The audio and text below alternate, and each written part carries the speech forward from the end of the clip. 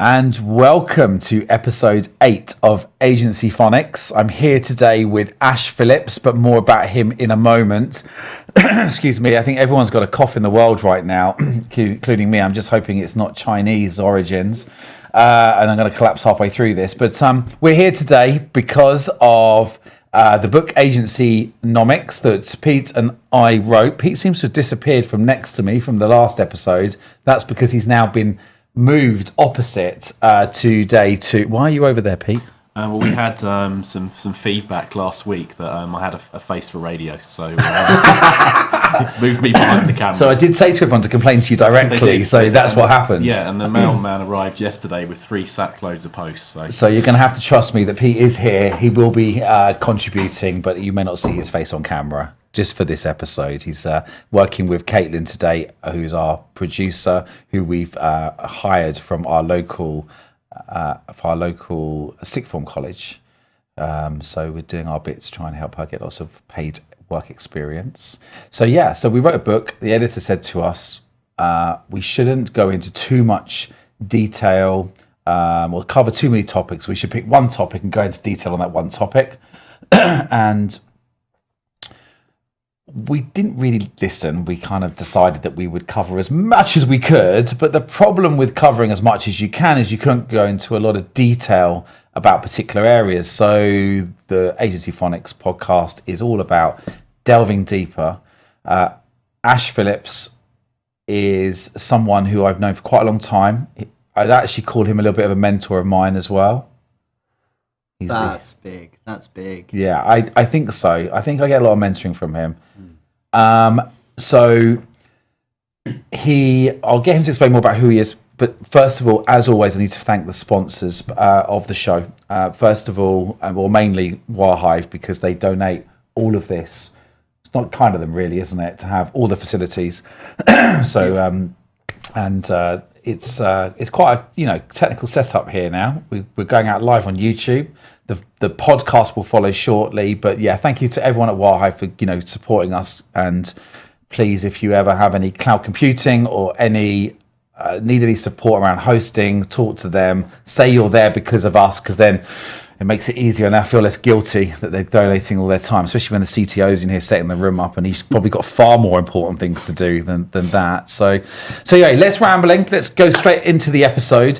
One of the sections we talked about in the book, when our recent new business survey we did, the number one way, apart from clients bringing in opportunities for lead generation in agencies, came from networking. So there isn't a better guest that I could have on this show today than Ash Phillips. He runs Yena. I'll get him to explain more about what Yena is, but I think really we hope we're going to get to a sort of deep dive into the whole subject of networking and approaches to networking, and also learn a little bit more about what he's doing. So it's really the first sort of non-agency guest, although when we first met you actually ran an agency, so he understands agency business pretty well, and hopefully that perspective will come through.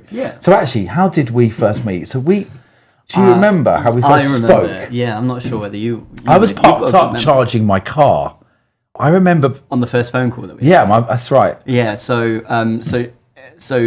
the first time we met, or the first time we spoke, I was at my agency. I think it was probably my second agency, post-merger. We'll get into that in a second. But came across the previous community that you ran and thought, hey, I want to be part of this. But being a startup, the cost of the ticket was a bit too expensive for me. So being a bit of a wheeler dealer, I was just like, hey, I'll just slide in the DMs anyway and find out what I can get. So sent a message and said, would love to be here. Looks like the perfect thing for me to be part of. But I don't know whether we can afford the ticket or whatever. And you, being the person that you are, came back and you were just like, don't worry about it, just come along. And I was like, oh, okay, that's amazing. That's nice of me. It really was. I surprise myself sometimes. First impressions count. I was like, that was awesome. Oh, that's good. And that was came to the dinner. We met. And I learned a lot. And I'm not just saying that. It was What did we talk about that day? Do you remember? I think there was a talk about probably the fundamentals that you cover in Agencynomics now, which is around the 30-30-30-10 Yep. ratio that I tell people about secondhand all the time now, and talking about how to figure out your pricing properly, not in just your finger in the air way like everybody else does, and things like that. And those things really changed the game for our business. And I think one of the things that I did was I went back to the agency and we sorted out our pricing day one, and and our revenue spiked. I can't remember what the figures were, but it was literally a fundamental shift. So I think that was the first time we spoke, and then we had a phone call. And I remember actually. Do you know something? This is quite funny because normally, as Pete will attest to, I have a terrible memory, don't I? I wouldn't say it was terrible, but it's certainly not amazing. Normally, I'm speaking and he finishes off my sentences because I forget. This is how bad it is. I come into work and he says, "Morning, Paul." I don't do that. That's not true. But I do remember. I always ask when I speak to agencies for the first time. I always say, "Who's your biggest client?" And where did the business come from? And I remember going through your first 2-3 clients, and I remember one of them being like a carpool share. Where was it? I think it was your business partner at the time. Was her next door neighbour had gone on a journey, but she jumped in the car, and the person sat next to her had a restaurant who then needed social media. That's crazy that you remember that. Yeah, that's insane, especially considering Paul because said everyone you had a always bad memory. but everyone always. I think it's because it's a visual. Visually, I remember things really visually, so I think it's that whole But it was great because it was always proved the point that normally when I ask that question, people never say, "Oh, I won it because of Twitter or Instagram or because of the content I did." I'm not saying you don't win business that way, you do, but there's always quite good, interesting personal connections and stories and you know those things. So true. But you know what else you taught me on that call? You taught me about 16personalities.com. Yeah. And I remember as well that you were Steve Jobs. So your personality, I actually wore it. and I was really impressed. I was like, this guy has got the same personality as Steve Jobs. And actually then... I'm not a total dick, though. So no, was he a dick? No, that's what they say. I'm not. I've never met him. I did meet someone once who worked for him. And he said that Steve had come up to him and said to him, because apparently he used to interview everybody. So there was a certain size where he still did the final interviews and all the senior management. Yeah. And he said to the person I knew, he said, what would you do about this? And the person said, well, I would do this, that, and the other. And Steve Jobs goes, that's a ridiculous thing to do. No one would ever do that. And then 1 week later, he copied it and he did it exactly verbatim. So apparently he was quite a good idea stealer, which I think probably comes out. Hey, I'll take that. But anyway, I've got a lot of respect for Steve Jobs because actually that Stanford talk he did in 2015 really inspired me. Have you ever heard that, by the way? Yeah, I think I've it's one where he talks about joining the dots up and having a belief system. That was good. So go back to our initial call. So you were there in an agency, and then somewhere along the line, how did Yena start? So the short life story is drop out of uni, start an agency, have no idea what I'm doing for 3 years, figure stuff out. So I was doing web and branding mostly, just anything that was creative that I could do on a computer, and doing it with friends, and then friends of friends, and then actual clients and so on, and then merged with another agency, which was a social agency, tried to go integrated, realised that was bonkers because we were doing all things for all people, big mistake, and then we doubled back down into social and into leisure and hospitality, and then we started to find our feet. Yeah. And during that whole journey, it was fun and interesting, but none of my friends knew what I did for a living. My parents probably never will know what I do for a living, and so it was, in a word, lonely. And I'm going to lots of, networking events, like morning things, 6:30 a.m. I'm terrible until about 9:30, so there's no point in me going to those. And finding people that just culturally weren't a fit for me. They were at that point, and certainly where Yena's origins come from, they were a different age to me, but it wasn't the age thing, it was the age that then defined the cultural differences. So they're talking about their house, their children, their holiday, their retirement, the things they're doing that are substantially larger than mine most of the time from like a movement's point of view. And I couldn't connect. There were also occasions where people were asking me if I could get them a drink because they thought that I worked at the venue just because I was such a baby face. This is my effort to grow some facial hair to tell people That's I am. so funny. I heard a terrible story like that the other day where one of the marketing managers at one of my agencies went to, obviously won't name them, to a very big IT partner event, and it was full of men coders, and she was one of 3 females out of 100. And someone came over and asked her, what was she, an event organizer, and just like the most inappropriate thing ever. So people are too quick to stereotype, and it still happens, like all the way through the journey, and like humbly, and not just humble bragging here, but ended up fluking my way onto this list called the Maserati 100, which recognises social impact entrepreneurs. And there's some big names on the list, like Stelios from EasyJet, and I think Branson's been on it or whatever, Jamal Edwards from SBTV, cool guy, and so on, and ended up on that list. And so get invited to this event in London, buy a brand new suit for it, navy blue, white shirt, etc. It's a warm evening in the event.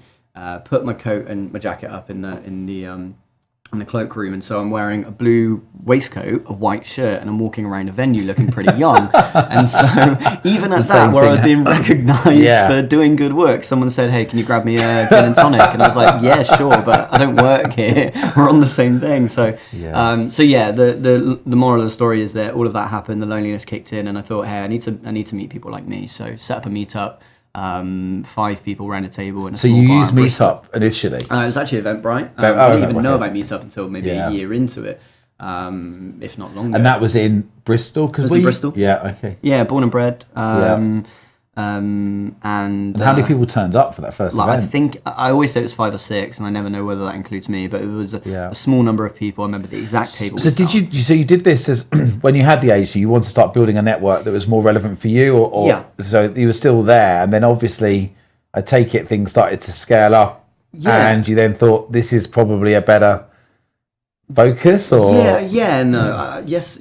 Yeah, I mean, there's one thing. So one thing actually, I think you said, which was around the 30-30-10, which is running events, bring people to you rather than going out to them. And I was like, what better way to just start a meetup? And these people look like potential clients I can work with, do that. And then they come along to the first one. They want to know when the next one was, and I'm like, next month, making it up as I go along. And they say great, and they continue to turn up. And after a little while, people were coming from all over the place. So someone came down from Sheffield. It's a 4-hour drive to come to Bristol for an evening free event. Yeah, there's something clearly emotional for people. Yeah, people resonate with that. Yeah, for sure. And then someone came from Bath once, and they said, "Look, I've been to all of them so far, maybe like 6 months in. So it's just annoying to get on the train. So can I run these in Bath?" And that was the first event that we ever ran outside the city, and now we run them all over the world. So. So how many years now?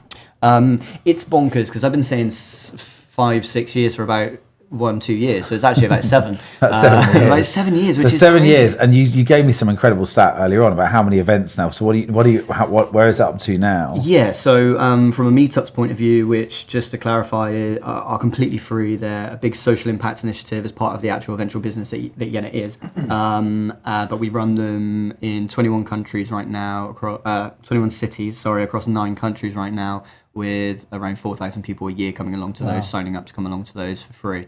And then they're growing at a rate of on average, we've slowed it down a little bit because we've got some bigger plans underway, but we're still just a team of 2, but to around 2 a quarter that we're launching, 2 cities a quarter, because it's just organic. People want to be a part of that kind of community, and rather than do it themselves, which they're doing anyway. So I'm also guessing that when you started off and you had your kind of like, you started to build this, let's call it a younger network. That 8 years later, they're all now really old. It was me to start with. So initially, Yena wasn't active. So it wasn't active, but actually now you don't have you don't have any kind of like But when the challenge that you had when you went into those networking events and you didn't find people like yourself or people asking you to get them a G&T or whatever, do you still now have typically what I would call almost like a next generation of entrepreneur, more than maybe someone who's, because there's a couple of very big global networking organizations you might know of, which are quite expensive to get into, but you almost got to be at the other end of the journey to get in there. You've got to have like £5-10 million businesses, and so but you're not discriminating necessarily against size or anything. You're just saying, look, but there is a lot more newer people. Is that right? We specialise in, I would say, early stage startups, but we attract people of all kinds. So our narrative is built around rebellion. So anybody that feels like a square peg in a round hole. That's my business partner, Pete. He's an accountant that wears leather jackets. There's definitely. Cool. He's definitely a rebellion. Came here on my Harley this morning.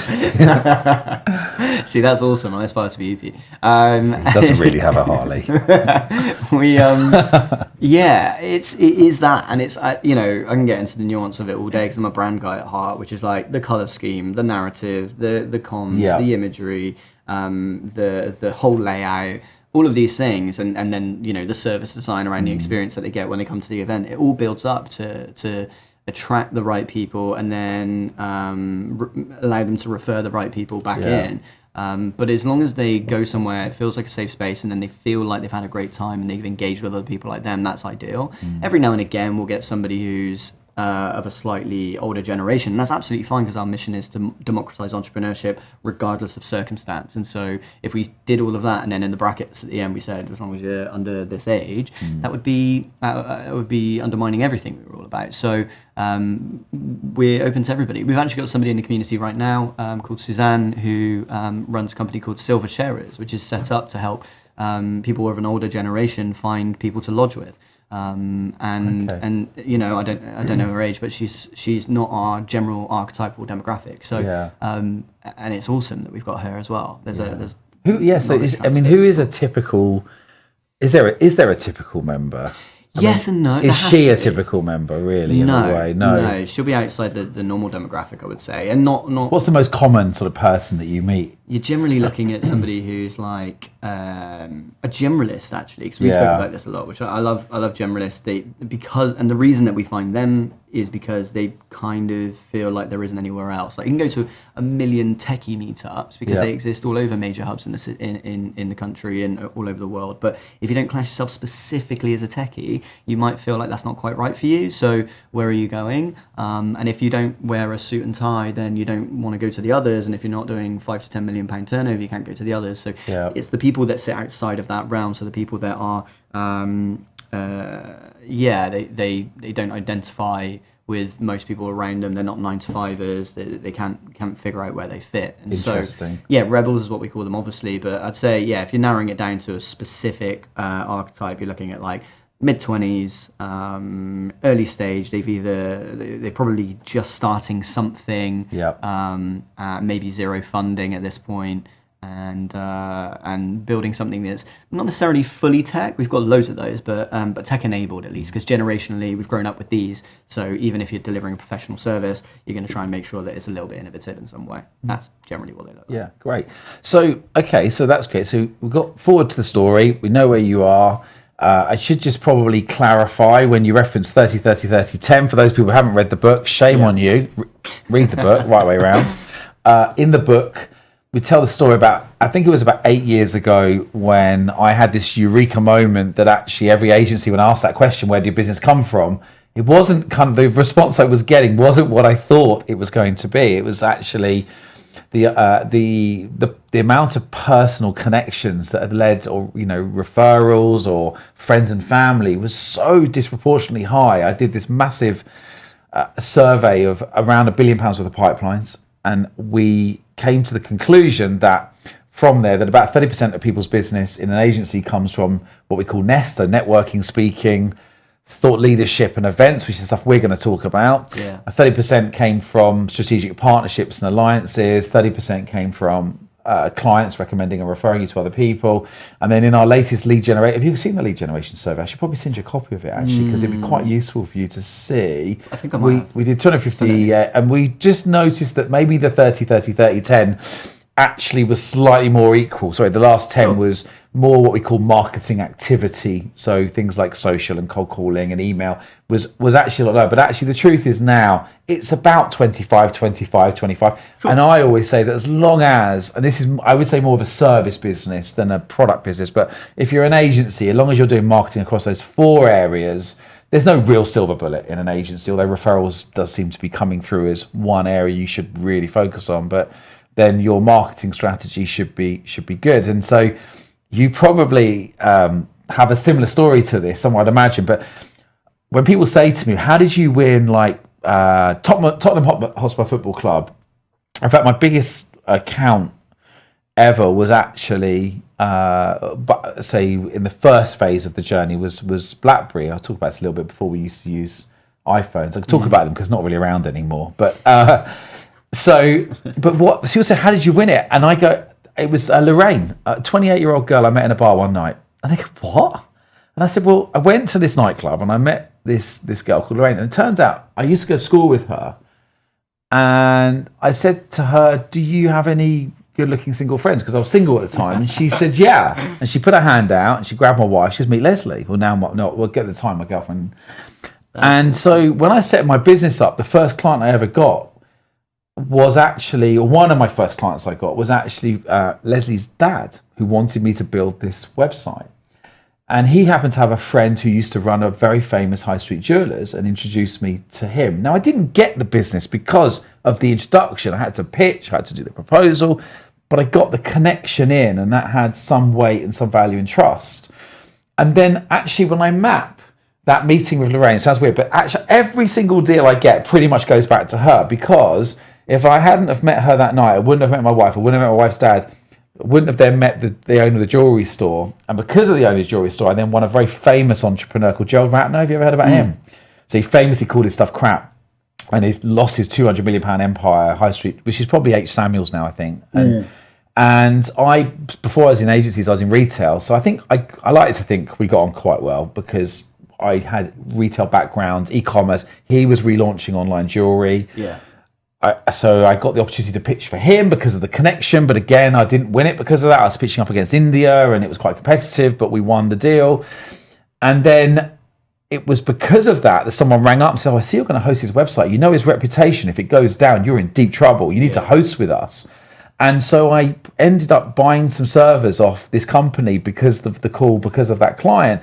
And they then introduced me to all of their clients who are sports companies. And so it's funny how you can, in a way, the network keeps unraveling and and there's I don't know if you've ever read a book called A Friend of a Friend by Dave Burkus. No. Do you know, you really should, I'm going to put it in the show notes, but he basically talks about the untapped power of your existing network. Because so many people going out trying to find new connections, but often the connections you've got have got so much already in them, but we tend to keep pushing forwards and not really spend time investing in what we've got. Yeah. So with all that whole thing I've just said to you, that my big ranty conversation about networking, you clearly spent the last 8 years now being very close to working, to running a networking organization. What are the kind of big takeaways? Because you've easily done 10,000 hours now, to use Malcolm Gladwell's thing. What are the things that you've learned? And I guess the reason I'm asking you this is that I was big networking in the noughties, maybe when there was less internet involved, whereas now the last 8 years, world's changed quite quickly. Yeah. So questions to you, like, what are the things that you really learned about it? So I think first and foremost, let's do this in reverse. So the internet versus real life, nothing's different. It's literally just a digital extension of your real life. If you are a different person online than you are in real life, then you're going to be disappointing either way. So if you meet someone, then they're a different person online. That's really disappointing. How do you know? Because I think on LinkedIn I'm the same person. Yeah. But I think on Instagram I'm a bit of a show off. Fair. like on Instagram I'm always putting up But is Instagram for work? That's the thing. It's just like, if Instagram... No, it's not. If it was work, I'd be a little bit more... Yeah, you'd be more you. It's about being genuine and authentic, I think. And it's exactly the same. Like, I've got different types of versions of my personality across different social platforms, but they're all representative of who I am. So on Facebook, there's going to be less work stuff because it's a B2C platform. On Twitter, it's the perfect combination. That's my favourite platform. Probably get into that later, certainly for biz dev.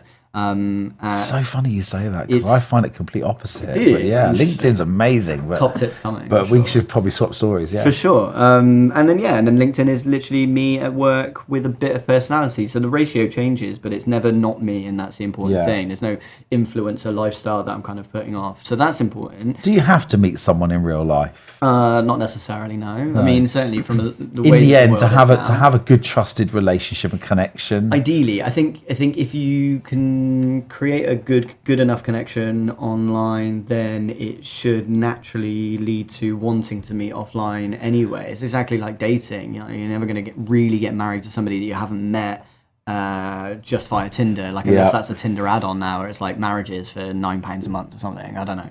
And so it's I think that's the first thing to cover, which is that you should be the same online and offline, and it's exactly the same for networking in a room where, people will spam messages at you via email, Twitter, LinkedIn, whatever. And actually, if you did that in a real life scenario and walked around the room and just pitched a 4-second pitch at every single person, that sounds like quite a funny video sketch you should 100%. Put together, really. Twitter in real life, yeah. Buy from me, buy from me, buy from me. No, this is it. Block, delete. So do you think, I find, and I don't know whether this is just me being a bit pedantic about it and old school potentially, but I find that some people hide behind social media. Yeah, like it's very easy to just not deal with real life and just hide behind the computer and send the pictures out. And do you think that there's an element of that? Yeah, I think that's true, kind of generational. Or am I being generational? Going. No. I think the reason why we have these assumptions is because they're defined by real life actions. Like stereotypes exist for a reason because the majority of things fit into a certain scenario and therefore a stereotype exists. So I think now it's like, well, actually, generationally, we've grown up with these. And there is a, cause and causality scenario around anxiety. And so anxiety being heightened means that people are more comfortable doing things online because they don't have to worry about networking in person. We've seen it in real life where we've run events, and I've gone to, remember one specifically in Birmingham. Do you notice that? Do you think that with your younger members that they don't have the social skills often that maybe older, or do you think do you think it's always the same? It's just no. I think there is a subtle difference. Sometimes like very drastic, but that depends on the sort of person you have in the room. Every generation has differences in the way they interact with people. It would be silly to assume that everyone in this current generation is anxiety ridden. Everybody in an older generation is completely extroverted because they didn't have phones. Yeah. It would be weird. It would be absolutely nonsense to think that way. But there's from what I've seen, and I can only say what I've seen.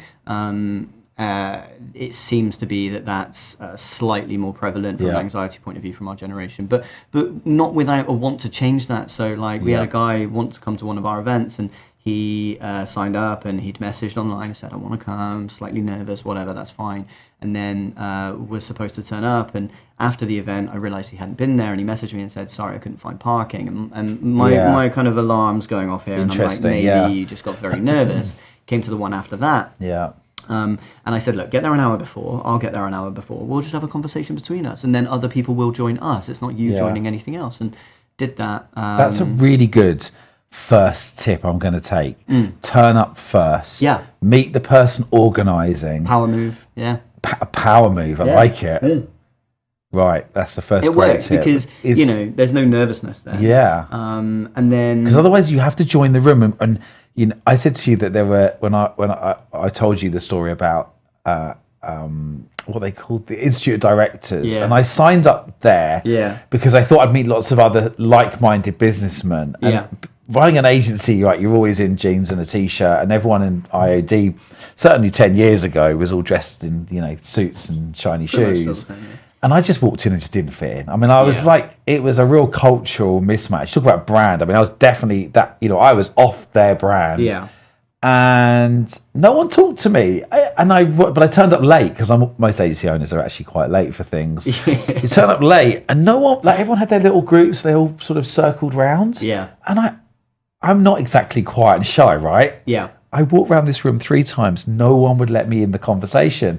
And I couldn't find a way in and just walked out. I think that's a comment more on them though, because they're the reason they're not letting you in the conversation. They weren't aware of people walking around. No, I think it's because they're probably nervous of having conversations with other people that don't look like them. Right. It says more about them than you, I would say. It's the people I'm most excited about talking to in the room are the people that are in the corner of the room doing this because they're pretending to send emails, but we all know they're not sending any emails. I think I might have done that night. I think I actually pretended to send emails. Pete should probably come in on this. Fake phone calls are a good one. It's a fake phone calls. Is that? Yeah, I'm not actually going to confess. I think I've done that too. And so Pete, I mean, you obviously are, obviously a little bit less extroverted than me. A little bit. A little bit. So you have a little bit of anxiety, don't you, around sometimes these things. Talk about our dinner last night we did. Yeah. So, but it's what tips do you the getting there early is quite a good one, I guess. Well, I think that's better than walking into a room full of people, from my experience. I think if you're there early, then people tend to come to you rather than the other way round, which is quite good. Go with a wingman. Yeah. I think that works quite well with you and I. We go places because sometimes I'm the guy that goes and breaks the ice, especially if I've had 2 or 3 glasses of wine, and that kind of helps as well. Very true. I'm actually really bad at breaking the ice. He's really good at it. Really? It's really weird. When I start talking, as you know, I don't stop. Yeah, that's true. Yeah, but actually, Pete is very good at actually breaking the ice. I find it really hard. What's your best icebreaker? How'd you do it? I don't know. I just think, this sounds dangerous. Do you have a best icebreaker?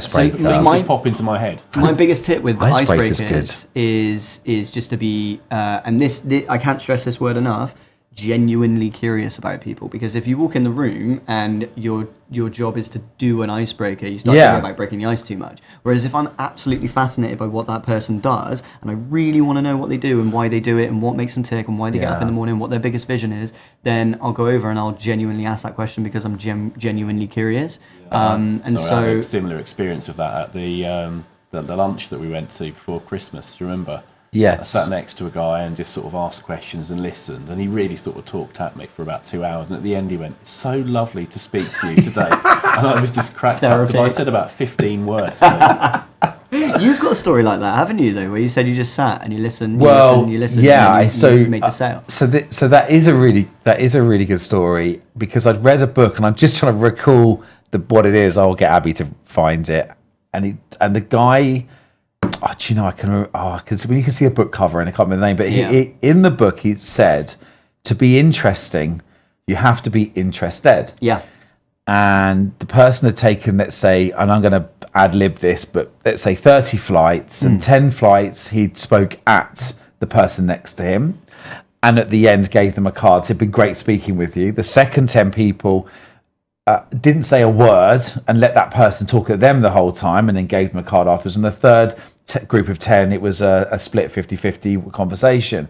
Then got actually swapped cards, got his PA or a researcher to ring up the 30 people, and clearly demonstrated that the less he said, the more interesting. It was like, how interested do you find this person? Scale of 1 to 10. And where he didn't say anything, because it's to be interesting, you have to be interested. So I then went to this networking. I read the book, and it was at Adam Street, no longer existed. There was a private members club in London, and actually, I'm pretty sure it was Duncan Gledhill's Digital Entrepreneurs Group. Brilliant group. If people want to get into some kind of small private networking group in London, it's not big like you guys. It's just a very small group of entrepreneurs. And I turned up. And it was almost my idea of hell, because it was 35. There was like 30 people, and they said, "Welcome to speed networking." Now, I'd never done speed networking or speed dating or anything like that. Yeah. And so we had to sit opposite one person, and then the bell would ring. 1 minute you would talk, 1 minute they would talk, and then you'd move down. And have you done this before? Yeah. Yes and no. It's So I moved around the whole room. Yeah. And I didn't tell one person what I did. Amazing. So what happened was, it went. So it started off as let me see. I'd say, "So what do you do in your business?" And then they would talk, and then the bell would ring, and I'd say, "How many staff have you got?" And then they would tell me for a minute how many staff they had, and then it went on. And I got round now you might think, what a waste of an evening, right? Yeah. But I went to the bar afterwards, and I'm not exaggerating. I remember I won 2 pieces of business that night. I mean, I won 2, didn't happen. People came up and they went, "Oh, I'm so sorry. I just talked at you for the whole 2 minutes. What is it you do?" And then they're just really listening to you. So it was, I always say to people now, experiment a little bit when you go networking, because because sometimes, we've got people that we know, we've had like clients over the years who just, a bit like me, they talk a lot. They just talk at you and never win any business, or they're always selling. And I say, just keep mixing the styles up. So yeah, I think the word that I kind of or the phrase that I put around this stuff is like social currency, and it's around building value with people and leverage with people. And if you've given all that value of letting somebody pitch at you all night, then you're going to be the most mysterious person in the room because no one knows what you do, and you're just sat there at the bar drinking your whiskey, and they're like, "Who is this guy? Who is this guy?" International man of mystery. And also, they're all going to value you for it, inherently, because of because you've given so much. And then you kind of add on top of that the kind of puppet master angle of connecting that person with that person, because now you know what both of them do, you know they can both be helpful to each other, you do that, and in time that comes back to you because they all go, who introduced me? Oh, it's Spencer, so I'm going to go and make that introduction now and see if I can help him. You have to be careful though, because there was a Warhive do these awards every year. I'm going to name him actually. Should I name people? No, I won't name it. Is a very successful large agency owner, very near here, like one of the biggest in the south of England. Sure. And the first ever awards, he won the award, and I went up to him and I said, congratulations on the award. I said, you know, what are your plans for the business? And he started telling me. He didn't know who I was. Then he went on and he said, well, sorry, so who are you? I said, don't worry about me. And I kept like 3 or 4 times, don't worry about me. So tell me, how many are your team right now? And then he went, can you just tell me that you are? Like, he got really aggressive. But then when I told him, he's like, oh, I want to do lunch with you. And then I ended up getting a lunch meeting in his office, which was really good. And I think it wouldn't have happened if it just been a normal conversation. So I think that tactic is, it's not disingenuous, by the way. I'm not saying be unauthentic. It's just a little bit of gamification of your networking style. I wouldn't ever advocate being a fake person doing it, but it certainly builds curiosity. 100%. I think. And I want to pick up on something else you said, because you just talked about the connection as well. So when you meet somebody, how do you, if you had to break down your strategy, like you obviously asked lots of questions, but do you have a sort of a common pattern that you, or preferred sort of when you meet someone approach to it? Yeah, so I guess I do. I've not really thought about it, but I'm going to put you on the spot now. Sorry. Yeah, no, I think because you're obviously a super connector. So you're obviously because you and I both are, because I'm always connecting people to you, and you're always connecting people to me. It's like a competition, but it's not. It's almost like a mirror. Like, it's weird, but you do what I do. Well, it's the currency thing, right? It is like a currency, the currency, and I'm like, I can't. So how do you build currency? You build currency by helping people, right? So you connect them. What else? Connect them to the right people, and that's the most important thing, obviously, just like you said. And so, and does everyone that you connect, do they always follow up with the people you connect them with from your experience? Yeah, but I think yes, always is an extreme most of the time, and I think the only reason it's a most of the time is because of the considerations that I make when I'm making that introduction to those people. So this comes back to the 16 personalities and also a bunch of other things that we'll touch on and have touched on. Okay, Steve. Which is which I'm stealing from loads of other people, just like Steve. Which is making sure that there's a personality match between the two people. Where possible, because if they're going to clash, then that's not a good introduction to make. If they can be valuable to each other, and ideally both ways, not just one way, otherwise that's a sales pitch. You are good at it. All the people you've connected me to, I've had great conversations with. It tends to work, and then that then does come back to you, but it is about... Do you only connect me to lunatics like me? Is that what it is? Yeah, pretty much, yeah. Sorry. 100%, yeah. Just NJs probably, or whatever it is. Yeah. I don't know what your personality is. ENTP, I think it was, Yeah, that makes sense. Something like that. Anyway, so you think about the personalities a lot. Yeah, I think about the personalities. And the value exchange that they can both get, and then okay, great. And it has to be a win-win. And there are other like smaller nuances in today's world. Geography matters less, but geography is important too, because that probably means they share some commonalities and maybe some other friends and connections, and so all of those things add together, and it turns into like a great relationship. And as soon as that turns into a relationship, then it, whether it's the week after or a year after or 10 years after, it does come back. And that's how we've ended up building such an organic network, because the guy who came to our Bristol event now runs our Edinburgh event. Somebody who we knew, who I met in London, ran our Melbourne event, and now we have Melbourne being run by somebody else, which is now given. And all of this because we're just going. I know you never expect anything back. It's because that's not who you are and who I am. But the more people you help, it naturally has that reciprocity. People then feel compelled to support you, to help you out back. So when you meet them, you're always thinking about how you help people and guessing and how you can add value, connections, helping them solve problems. Do you always do it there and then, or do you ever do it obviously the emails come after, but do you ever do things afterwards? I think I wouldn't say unique, because that would be a bit too big-headed, but I've just got this weird memory. I can't remember what I did yesterday. You were talking about bad memory. I've got a terrible memory, but I can remember what someone did, who they are, where they're based, and what's important to them. weirdly, it's just kind of like, it's just it's probably a visual thing, right? Because you probably visualize remember that person and where I met them, and then you can just position it, and then you can do that with somebody else and go, oh, you should meet. So while I'm chatting to somebody and doing the question thing and giving back, but question, as they're doing it, often I'll try not to, because obviously eye contact's important and body language is important, but often my like head will go into this direction because I'm just scanning my memory for like this person. And by the time they finish telling me what they do, I've got like 10 introductions lined up that I'll then spam their email inbox with. And then for us, certainly as far as a membership organization goes, they get instant value and they're like, holy crap, I just joined this thing. It's £9 a month. And I've got 10 people that are of value to me. And then over time, that turns into a good amount of their revenue or people they ended up actually sometimes in a relationship. So is that what it is to join, Bo? It's £9 a month? Yeah. So Yenna, and then you get free events on the back. So you get the community in and then all the events are free. The events exist for free for anyone, anyway. You don't have to be a member. And then Yenna essentially right now exists as a... How do people find out if they want to come to... they just jump on to, I guess Google, but Meetup and Eventbrite is where we but Yena.com's got all the information. JoinYena.com, which is YENA. Put it in the show notes as well. Don't worry. It's got everything there, and if they want to host their own, they can find that out too. We've got to do the odd shameless plug, haven't we?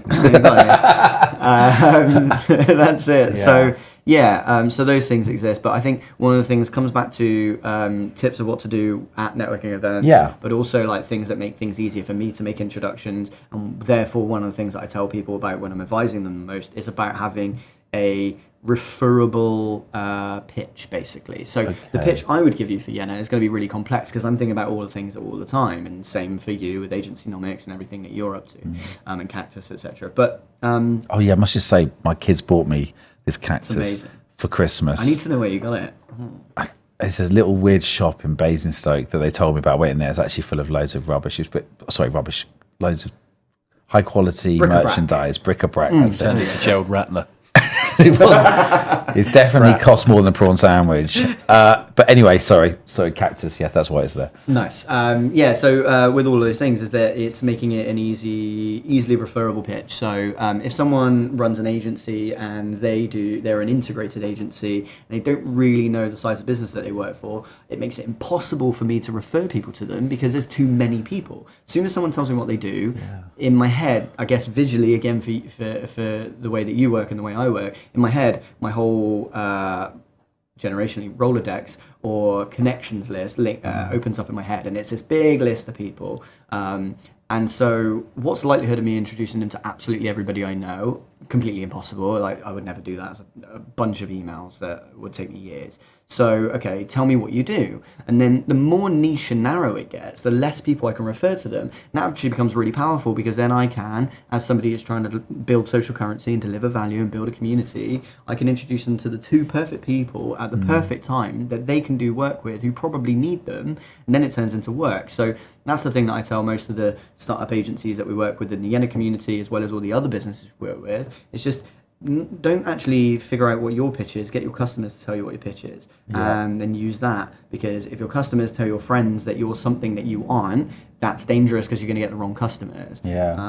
Figure out, what that pitch is. Figure out what the archetype and persona of your ideal client is. Go where they hang out, and then combine all that together, and you should get hopefully some new biz. I like it. I you just, as you were talking, then I learned, I probably like you, we listened to podcasts. I went for a long walk this morning, listened to Joe Rogan, but I listened to one called The Art of Charm. Have you ever come across that before? No.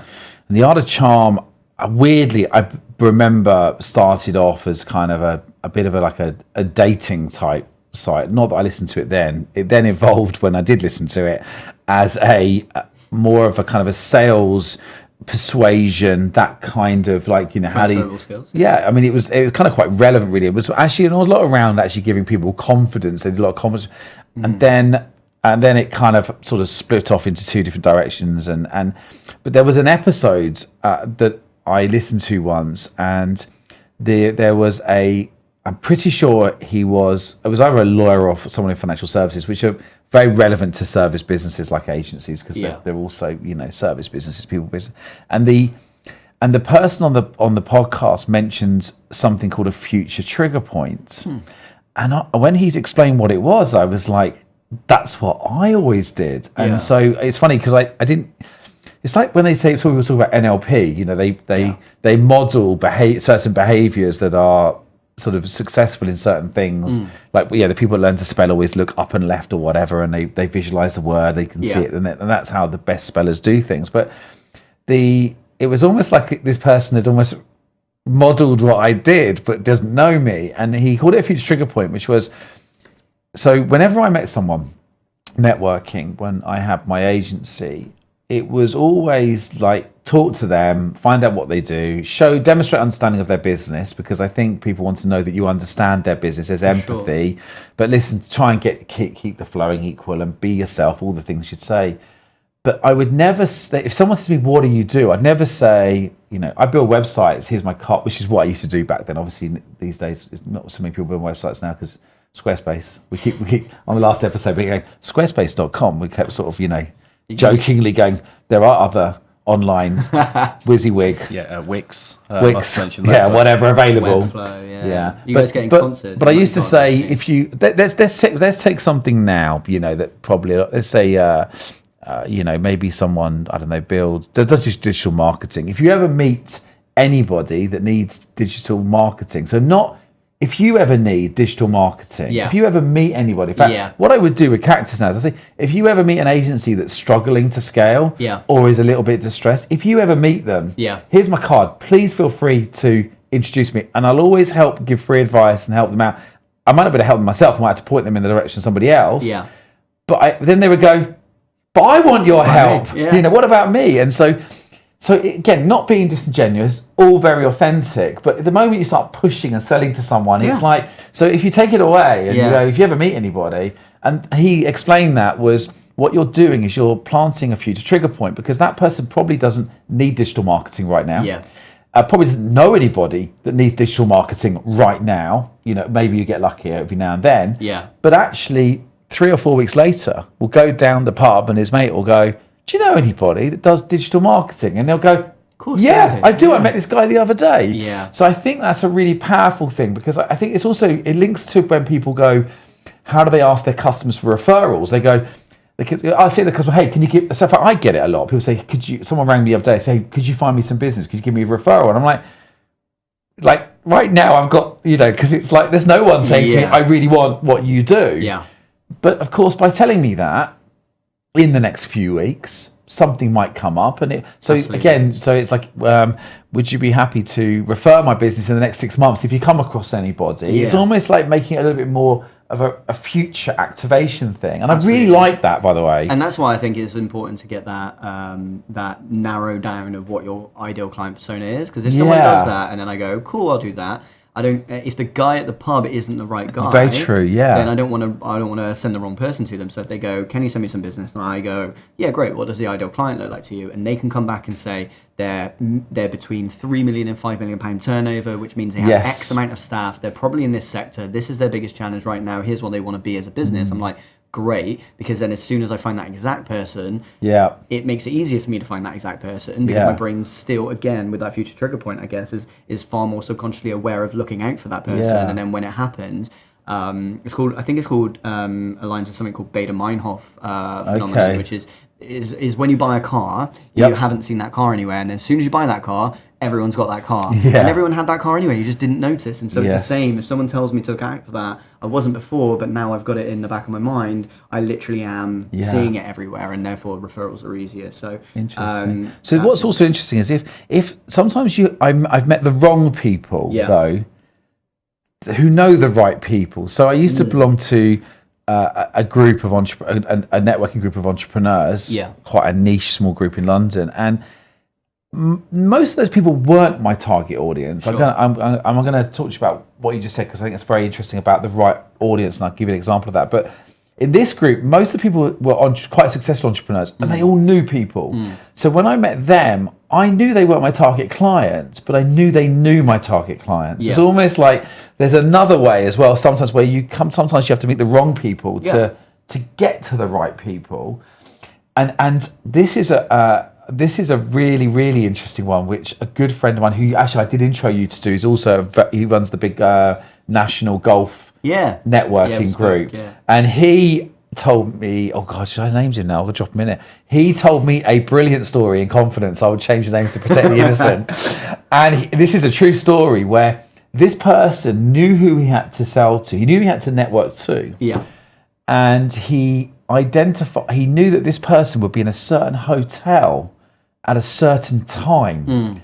And he actually then, this guy went and spent like 20 grand to get on a flight to this exclusive hotel so that he could, I mean, this is maybe this is beyond networking really, because it's almost like, but he's trying to force that meeting with the right person, the right place, you know, and actually, so he knew who he was. He went,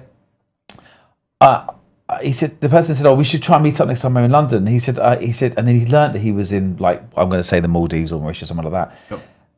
He said, oh yeah, that would be great. So he said, I'm in the Maldives right now. And then the guy went, oh, I'm in the Maldives next week too. And then he came back and he went, oh no, sorry, I made a mistake. I'm actually in London. So he bought the ticket, went there, and the guy was in London. He like completely crossed over. Great holiday, though. It was some kind of crazy holiday. But you are dead right, because I did quite a lot of stuff in sports, and there were only really 4 or 5 sports events a year where you would find sports marketing people who were working for, the football clubs and actually by going to those 4 events, my target audience, if you know your target audience, was always in that room. Sometimes, and eventually by speaking in that room, the whole room knew who I was, because it's quite hard when you go networking, because you're going to get around like 6 people, can't you? Yeah. But when you speak, all of a sudden everyone knows who you are. Absolutely. And that kind of then the people come up to you who want to speak to you. Yeah. But you are so right. It's easier definitely than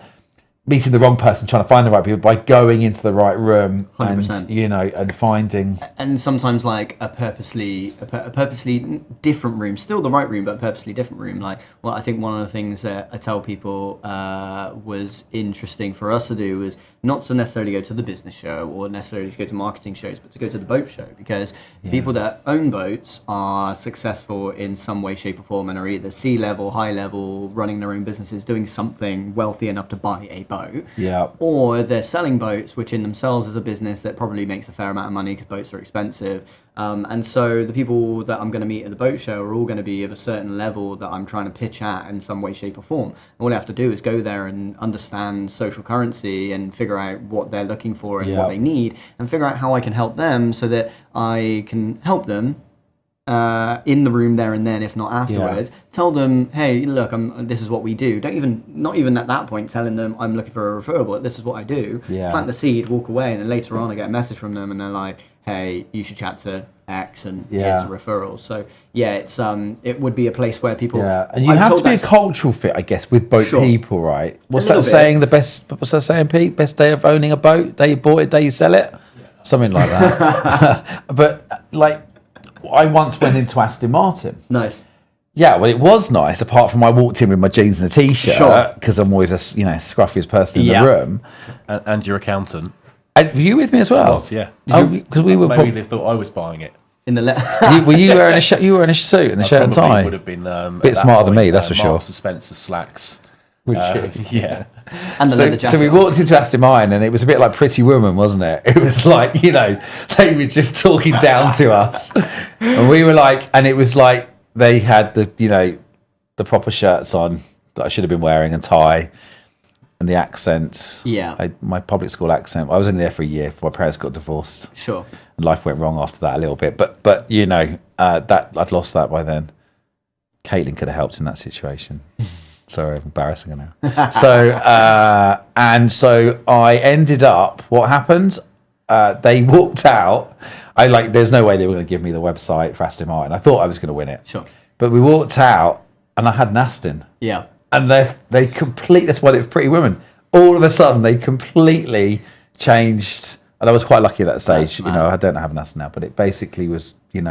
And so they walked out. It was like one of those moments where they were like, oh, "You're a customer." Yeah. But I didn't fit the archetype. So I think the boat show I was finding is, it's a bit like the Institute of Directors story. You can go into the wrong almost like you've got to culturally fit, haven't you, as well? I like to gamify it. You mentioned like the word. I love that word. I like to gamify it a little bit. Though. And actually, if I'm going for a meeting with our legal counsel, I'll dress down because I'm more different in the room. We gave a presentation to them and turned up in jeans and a t-shirt. Everybody else is wearing a suit. Actually, annoyingly, they've now got a dress for your day policy, so it wasn't as bad as it used to be. But then you look different. Whereas if I'm doing a pitch to university students, I'll not wear a suit, but I'll dress up because then you look different to them. And it has to be a certain level. You don't want to look like a douchebag. But going back to the story about being asked for a gin and tonic at that awards event, I was dressed like a waiter. It didn't work. So personal brand comes into it a lot. It does, and I would almost want to play that. And you know, this is a massive sweeping statement, but I'm almost more curious about the people in the room that are wearing jeans and t-shirt now rather than the people in the suits. Because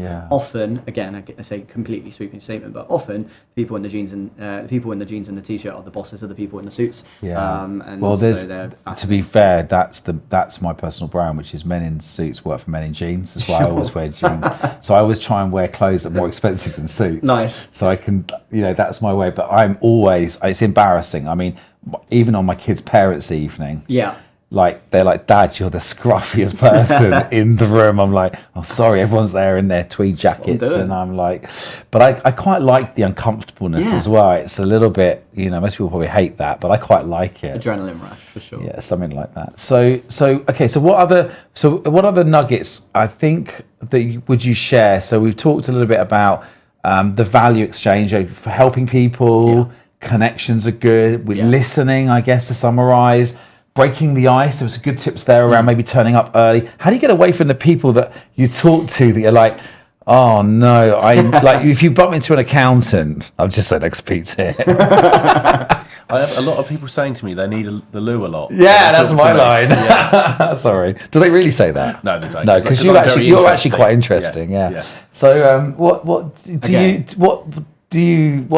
your approach? Do you ever get stuck with people that you think, or if you've got to get to meet lots of people, one person's hogging your time, what do you do? I think so. Two things that come from what we've already discussed. So the first one is if you're genuinely curious, whether they're right for you, wrong for you, or not, but or if there's not a personality match, still, because I'm genuinely curious, I'm fascinated by what makes that person tick anyway. Whether they're in a completely different industry, but why are they? Why am I not gelling with them? And what does that say about me? I'm curious about that. I like the fact that you look for the person also that's not talking to people, because I do that, and I think I urge everyone listening, if you go to a networking event, see someone on their own, don't ignore them, go and talk to them, make them, it's, be kind. Some of the most successful people, again, sweeping statement, in the world would self-identify as introverts. You've got your Mark Zuckerberg of the world, and your Steve Jobs, who was more extroverted, but your Wozniaks of the world. Wozniak, exactly. So it's like, the real brains of the partnership. Those people, interesting. It's the real brains of our partnership, I can tell. Yeah. Thanks a lot. Make sure he doesn't come on the show again. I think up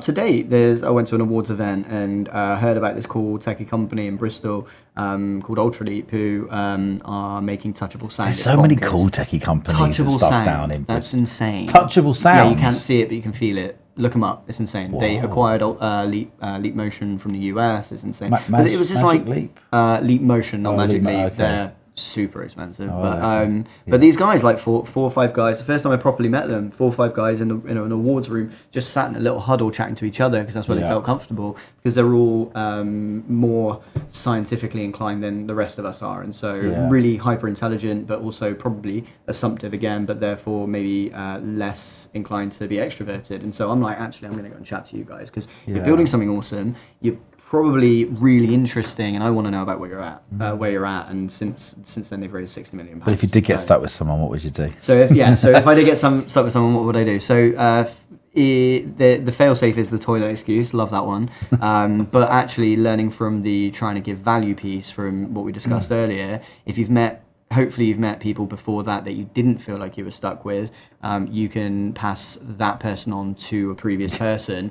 Hopefully, again, factoring in the personality match. So you're not just lumbering somebody with somebody who's boring. You're going, actually, we didn't match personality-wise, and we currently don't match personality-wise, but you two might, and so you should chat. Because you're doing that person a favour, because if you feel uncomfortable, they probably do too. And so, because some people say to me things like, it's been really great meeting with you, here's my card, bye, and they just walk off. And I'm always like, Oh, but in a way, it's probably a bit more professional to do that than palm me off somewhere. I think the most professional way to do it is to be completely open and honest about it. Is to say, look, it's been great meeting you. There's so many other people here. We should. I'll let you go. I'll let you go and network with other people, and that's like giving them permission and giving you an excuse to go. So it's just like a, hey, thanks, really great. We'll connect, or we've already connected, whatever. Do you think if you did networking masterclasses at Yena, people would pay to come along to them, or is it one of those things that people just don't really want to invest in? It's like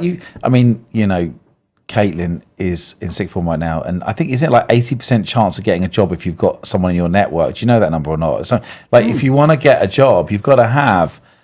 Like, you've got 80% more chance of getting a job if you've got a personal network, or you get the job because of a network. Have you heard that before? So it's almost like, have you been taught networking at all at college? That's it from college, right? So have you been taught networking skills? Not yet. So my son's been taught them. He's way. Yeah, 15. Brilliant. And they taught that they're teaching him networking skills, Jeez. which I really like. I was like, that's really good. Nice school though. So yeah, it's all right. It's only there for the football though. Oh, I can't say these things live, can I? I'm gonna get in trouble. He's there for the academic stuff, honest. Of course. No. He's also obviously that was a set piece. I think more schools should do it. I think soft skills should be taught across all of education, because you can be hyper intelligent. But if you have, I always say it's better to be able to sell something rubbish than to build something brilliant and not be able to sell it in a business. Like, it's better, almost, again, sweeping statement, but it's better to be amazing at soft skills, and then it's better to fake it till you make it than make it and not sell it. That's basically what I'm trying to say. And so if you can deliver the incredible education that people like your son is having at school, plus the football, then and give them the skills to be able to take that into the big wide world and build a network with other people, then you've essentially got everything you need. They're teaching lots of dev skills at schools right now, and that's great because there's a skills gap. What happens when we teach everybody dev skills, and then in 10 years we realise no one can socialise anymore, so we're going to have to do soft skills. So Yena should at some point do that, but we've got if you do it, I'll send people to it. Great. Have you ever met James Potter? Have you seen me tag him on? I have, yeah. He's a LinkedIn trainer. Sure. I need to get him on it because he's just slightly bonkers. All LinkedIn trainers are bonkers, but he's brilliant. I mean, he is, and I'm sure there are lots of other amazing LinkedIn trainers out there, but James is one of our favourites. We recommend him quite a lot because he's just everyone's. But he, I think he certainly has a big debate about the whole conversation of a wide network and a narrow network. And I've got clients who connect to, and I think, the way I always break it down personally is my Twitter's for my randoms, LinkedIn's for my kind of people who I consider to be close friends, and people I get on, even if it's a work friend, it's someone who I kind of like and get on with, and because obviously you can see access to your family, stuff like that. I don't really have, everyone who's young has, actually it's quite interesting because being 18, you don't know how to use Facebook, do you? Oh, you do? Well, Izzy, my daughter, doesn't know how to use Facebook. That's mad. TikTok. She's like, she's it was Instagram and then Snapchat, that 18 minus era. That's all they use. TikTok now, or is that too old? No, TikTok is the super 12-year-olds. Yeah, that's a lot more than 12 to 14. There are some older people, but the. What was my train of thought going then? Sorry, it was about the platforms. So Twitter for me, I'm interested. Because I don't find, but then I'm not really a great writer anyway, but LinkedIn, I only really connect to people I've met, and it's quite hard doing the show because everyone's coming in, and I've actually changed my settings so you can't add me unless you know my email address, which, not being funny, if you just got to Google my name and you get my email address, right, but no one quite, but it forces people to be tenacious to connect. Yeah. Do you think I'm being, but then I find that I've got more, invest more time hopefully in those people. Yeah. But what do you think about the whole wide v deep thing? Do you just, because I currently have, I'm going to find the number now. It's going to be like about 400 million. Actually, what does LinkedIn go up to? It's about 30,000, isn't it now? I think it might be, I don't know. It caps out. But I won't know that because I'm the same as you. So I've got 172 people that are waiting to connect who I don't know. So I've just, by the way, if anyone's got 172 people to connect and you don't know what to do with it, I just changed my settings, and I don't get those anymore. You don't get it. And it saves me at least an hour a week going, do I know them? Do I not know them? and I know you could email and go, hey, listen, we should meet up sometime and talk. But I think so. I leave it that way just because it's like. So how many connections have you got then? Probably, I don't know, maybe 2. Everyone under 30 has about 500 million connections. Like when my daughter gets her likes on Instagram, she's got several hundred. I get like 30. Number of connections. I bet you're the same. Where am I at? Ish. Here we go. 500 plus. Obviously, that's LinkedIn standard. 3414. See, that's a good number. I'm about the same as you. Everyone on there, that's I would have met. Within reason. Yeah, I'm the same. There's always the random people that sometimes go, "You've accepted." I don't remember inviting them, but generally that's about the same number as me. And actually, what's Pete got? 1,600. Yeah, quality not quantity. Good number. Yeah. To be fair, when he did his last LinkedIn messages out, he gets a really high response rate. And because when you do a post and you know everybody, you get more engagement. Yeah. And you get less haters, and you get. So I really like that you do that. It's a very common thing. The reason I do it is because I think because you could do a lot more and probably find more members. Oh, for sure. But there's an for overhead. Every one return I'm gonna get 10. That So James says remove everybody that you wouldn't invite into your house. So one of my clients went down to 800. I was gonna say I'm down to 10. And I was like, Spencer's gone. But this is like a multi-million-pound agency. He's now gone from like 4,000 contacts to 800. Jeez. But he had more engagement, more conversation. He won more business. So and a lot more dinner guests by the sounds of things. Yeah. So it's funny, but it's interesting. I thought you were going to tell me you had 20,000 connections. No, I'm and I was going to ask you why and how. I think quality over quantity. Completely agree. Yeah. The people that have like what is it they call it, Lion in their name, which is like LinkedIn Open Networker. Yeah. I can't stand it because all you're doing is just adding for the sake of adding. When have you had a meaningful conversation? So that's what LinkedIn is to me. LinkedIn is essentially, it's not a biz dev tool really. It's going where otherwise, generally speaking, there are people that are far more quote unquote professional than I am. So to them, I'm doing something interesting and random. Therefore, if I post content about it, it's highly engaged because it's different. Excuse me. And it's also what I guess I refer to endearingly as a digital keep net for professional reasons. If there is someone I connect with who I can't do anything with, but I want to have subliminal messages from every now and again about what they do just to keep up to date with what they're up to, then I add them on LinkedIn and it will just remind me and I go, oh, that person. So that really helps me. Facebook, always just personal mostly. If anybody from work adds me on it, I'll generally not I came off it with the data scandal, but I'm a bit of a hypocrite because I use Instagram and they own that, and so probably I should come off that as well. But actually, it's quite nice. There's definitely a sense of like a weight off your shoulder when you come off Facebook. It's one less network to deal with. Our community is currently based there. That's why we're building something proprietary. I sometimes feel from a business point of view, Pete and I suffer a little bit, but Pete's still on there, aren't you? I just make him run the community. Yes. 20 friends. Increasingly see more of my mates' mums just posting random competitions from companies that don't really exist. Stuff for sale. Yeah, for sale. Cats that are missing in somewhere in Canada that they're trying to The only reason my daughter's on it is because her friends keep not friends, relatives tag her in pictures and she hates them. She has to go on and removes the tagging. Although she probably should find the setting where you don't do that. So what's the future for... What is the future for Yena? What's your vision? So Yena's mission is to democratize entrepreneurship. It's absolutely crazy to me that opportunity is limited by where you're born, socioeconomic status, where you currently live, the budget that you have, the color of your skin, your gender, your personal circumstances in as a whole. And it's absolutely bonkers to me that exists. I don't want it to. Nobody really wants it to, but someone's got to do something about it, and that's our job. Now. So what Yena will aims to do is to do what it's currently doing, but in a much better way. So we exist as a contemporary membership organisation for startups. That's the easiest go-to for us to go, hey, what the FSB and the IOD have done for a long time, certainly in the UK only. Don't know if there's an international audience. I'm sure other organisations and companies, other countries have other organisations, but we do that, but cheaper and more modern, more contemporary, more up to date. You mentioned 4,000 before. Do you have a number in your head, like 100,000 million members worldwide, or? Well, we're imminently raising our first round of funding, so I have to know what these numbers are, and I know what the target market is. So in the world, the number of people engaged in early stage entrepreneurship as a whole is 380 million people. Right. Now that does split into opportunity-based people that are doing it out of choice, and necessity-based people that have to because it's the means that they have to survive. and that changes based on geography, of course, where you are in the world. So we'll be tackling entrepreneurship on an opportunity base to start with, which is still over 100 million people,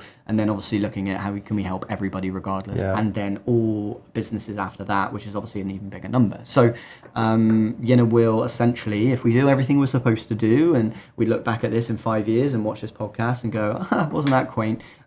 It will exist as a online platform that delivers anything anyone anywhere needs to help them start and grow a business. It will introduce them to the right thing at the right time before they probably even know they need it, which is literally what we do right now as people, so it should just be done by a computer.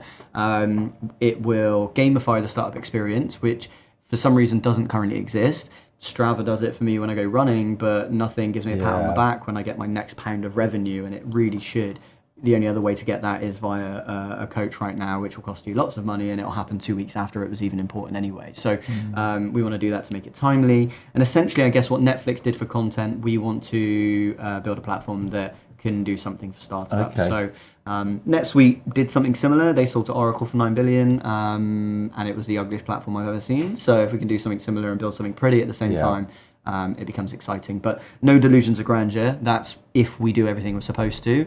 Next is to take what we currently have and digitize it. So that's where we're going. And I think maybe there's an initiative potentially for you then, if you do that if you do their networking training, to take that into schools and colleges and help that next generation, right, as well. Could be something, once you get the whole thing up and running, it could be a way for your members to also pay it forward and 100%. to help to make sure that those skills that may be missing because everyone's faces are stuck in, although actually I saw a great thing with Stephen Bartlett the other day saying, if you think your kids are lazy because they look at their social media all the time, no, they're not. They're actually, it's the future. Let them do it or whatever. I wasn't so sure, but... the irony is that would have been posted on social for an audience of adults and parents that are talking about their kids. My dad's on Facebook way more than I am. Is he? Way more. I remember, you go back 5 years ago, maybe even 8 years ago now, and he's talking about how we never get off our phones and it's ridiculous. And now...